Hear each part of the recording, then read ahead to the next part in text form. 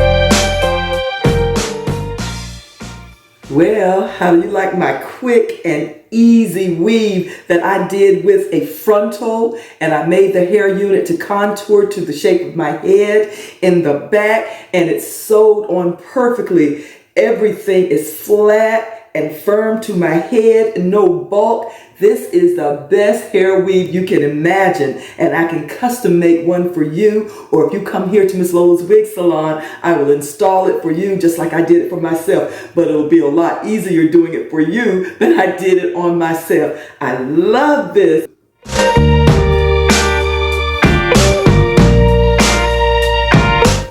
Thanks everybody so much for joining me. I've had many new subscribers, but I would love to have more. If you've not done so already, please subscribe, like, share, tell others, and hit that notification bell so you'll always know that I'm working my magic. Thank you so much again for tuning in. I really appreciate it, and I look forward to seeing you next time. Take care. Bye-bye.